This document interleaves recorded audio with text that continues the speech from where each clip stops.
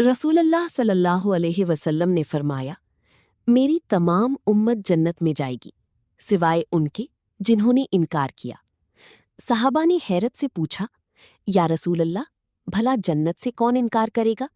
यानी कौन ऐसा नादान होगा जो जन्नत में नहीं जाना चाहेगा?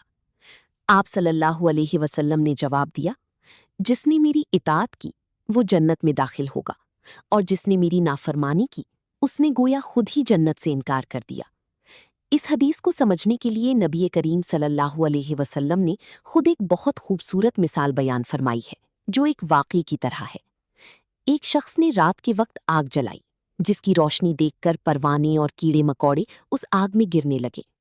वो शख्स अपनी पूरी कोशिश कर रहा था कि उन परवानों को आग में गिरने से बचाए और उन्हें पीछे धकेल रहा था, लेकिन वो परवाने उसके हाथ से निकल निकल कर जबरदस्ती आग में गिरी जा रही थी।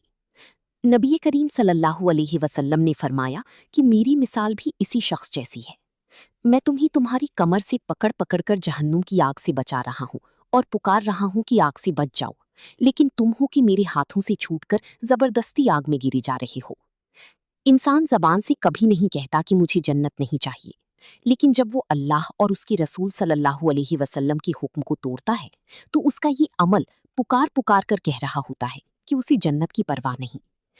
बहुत से लोग कहते हैं कि हम नबी सल्लल्लाहु अलैहि वसल्लम से मोहब्बत करते हैं, लेकिन आप सल्लल्लाहु अलैहि वसल्लम ने वाज़ेह कर दिया कि मोहब्बत का असल सबूत इताअत यानी बात मानना है।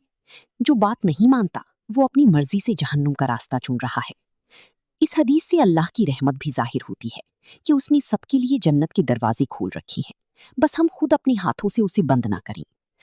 अगर ये पैगाम आपको अच्छा लगा हो तो इसे लाइक और शेयर जरूर करें, ताकि दूसरों को भी नेकी की दावत मिले। अल्लाह हाफिज।